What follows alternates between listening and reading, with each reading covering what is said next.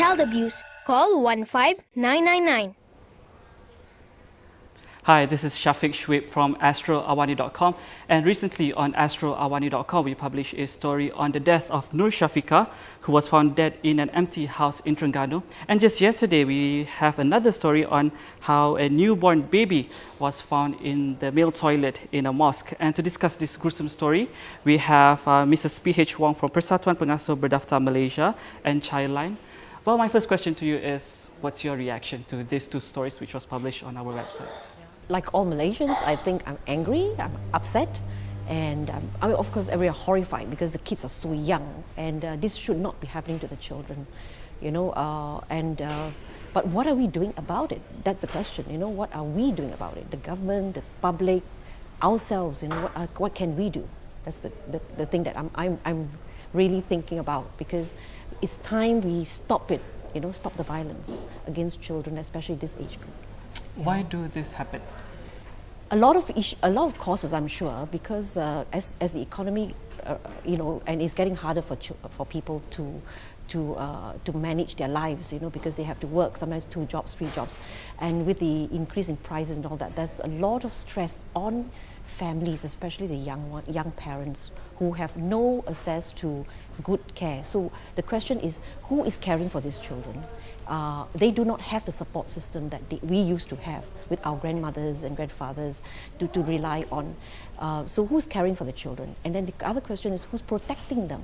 You know, are we doing anything more to protect them? Can we do more? You know, and we should be able to do more, because Malaysia has got a child protection policy, a national child protection policy and action plan, and we also have the Child Act 201. And there are provisions in that Child Act to take action against those who do not care properly, or who neglect, or even who do not protect children. But have you heard of any action taken against doctors and clinics and hospitals who do not report child abuse, you know, or against childcare providers? Because it's compulsory for reporting under the Child Act. So we need to have sterner action. I mean, you look at the Sweden case. I mean, that's a good example. I mean, they don't tolerate any kind of violence against children, or any kind of you know, things that affect the child, because it's not the physical violence, it's also the emotional abuse that happens when there's a physical violence. Yeah. You know, for some people, they might just think that kids are just kids. Yeah. But are we, as society, as parents, society at large, are we respecting kids? You know, they might be young, they might be an infant, but are we respecting kids? Not as much, I think, that kids deserve, yeah, and that's why Malaysia has signed the Convention on the Rights of the Child, and in that convention, we have already said that we will protect, we will ensure that our children have survival, development, protection, and participation.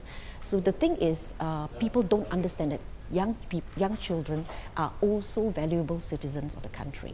If you do not take care of them now, research has shown that in the US, in fact several researchers have been done around the world, that for every US dollar that you spend now on good care for the children, you will, if you don't have that good care, you can spend double, at least $7 to care for that child for the rest of their lives. If a child is abused and it does not die, who will be caring for the child? The government, and ultimately it's the taxpayers who will be having to bear the burden of taking care of all these children who have either been abused, who definitely will suffer emotional and physical, harm. Yeah. So we need to look at that. It's going to be long-term care for them, and that's going to be a big concern for the country. Yeah.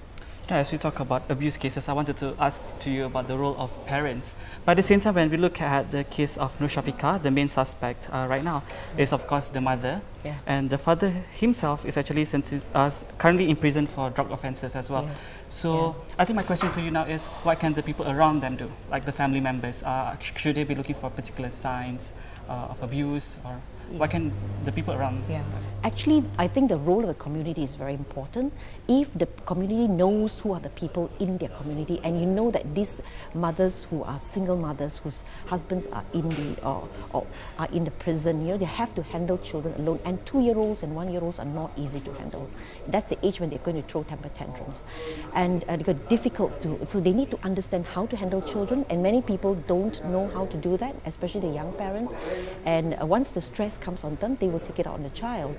So with the children like that young, we think that basically there need to be, young parents need to be taught how to parent, and what is child development, how does a child develop at different ages and stages, so that they know how to handle the child and not treat children badly.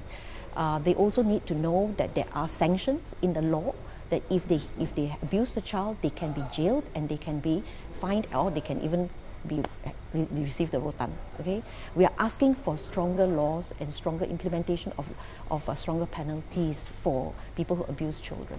Yeah. You know, when we talk about, you know, being a better parent and Yeah. being educated about it, Yeah. but in Malaysia itself, is there a particular place where they can actually go and to know about parenting and such? Is there such place in Malaysia? Actually, that role in the other government, that role is left to LPPKN. So they do have their Smart Start parenting courses. They do run these courses also within the pre-marriage course. And I think many of the religious bodies also run the courses, but it is not compulsory except for the Muslims. You know, for all the others, it's not compulsory.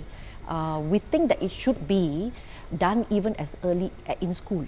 You know, when they are doing their form 5, form 3, part of their life, what we call life skills. You know, they should be taught on not just about pregnancy and all that, but also about family life. What is it to be a mother and a father, you know? Because now we are seeing a lot more teenage pregnancies. They're too young, definitely, to have babies. But again, that question comes up, why is it happening? Why are we having 18,000 teenage pregnancies in 2011, you know, alone? And the question is, it goes back to, are we teaching our kids to be safe, to know about sex education? Because they don't know, and that's why you're getting all this. And 18,000 itself is mind-boggling, because you're talking about 18,000 babies. And so my question was to the authorities also, and to everybody, is what's happening to these babies? Are they being adopted? Are they staying with the girls' families, or are they being dumped?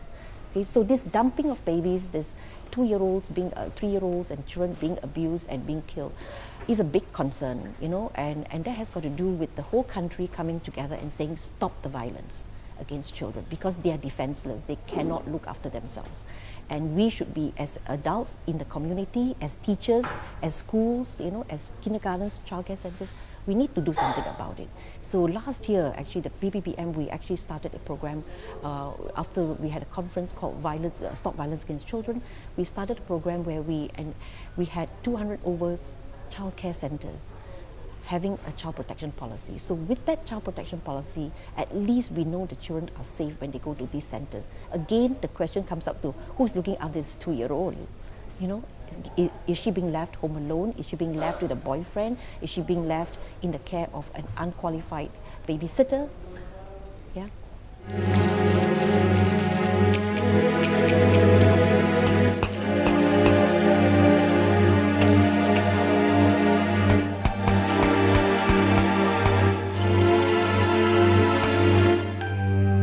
Are you being abused? Call 15999. Okay, my final question to you is like, okay, for us watching this video or reading this article on astro.awani.com, for average Malaysians, you know, we could just be reading it, but what can we do? What can we do? Because for some, maybe for young Malaysians like myself, we might not have children of our own. We might just be reading this article and we just read it and maybe comment on it. But you know, like, what can we do to play a more active role to ensure that, you know, these cases don't happen anymore? Yeah. In fact, the reason why we set up the child helpline, which is 15999, is that it's made it so easy for people to report. People like you, if you see a child alone or in danger or whatever, or you hear a child screaming at home constantly, all you have to do is call 15999 and report. That's all. You don't have to give your name, you don't have to, you know, if they will ask you for your name, you don't have to give your name. But it is anonymous, it is confidential. So that helpline is a vital mechanism to protect children. And also it's for children to call in, it's for children under 18 to call in if they need help. So we want this number to be out there for the children. And so even adults can call 15999, because then the authorities will take action. You know, but as long as we don't know and nobody reports, there's not going to be any action taken, and more of these abuses will happen. I think the other thing is the government will need to look at implementing and enforcing the law. Yeah, parents who neglect the children and there is proof that they have neglected the children, then the law should be taken. They should be taken to task for that under the law. You know, we should start not being punitive, but maybe have a look at what's happening with these parents, what's happening with the families. We should be also looking at the data. Where are these cases happening? You know, so people like you, the public, you know, everyone can play a role. You know, every one of us. Just do something about it. Call, you know, if we need to. All right, thank you so much for your time, Mrs. Wong. Right. And that's all the time that we have on astroawani.com. Please share your thoughts on our website, astroawani.com, on our Facebook or Twitter page. Just mention 501 Awani and share your thoughts. Thank you so much for watching. Yeah.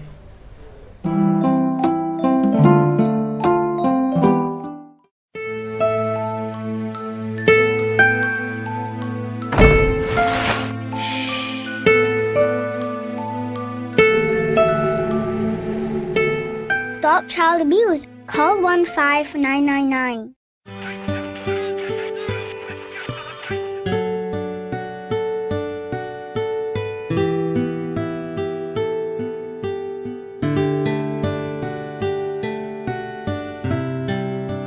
Protect yourself. Report abuse. Call 15999.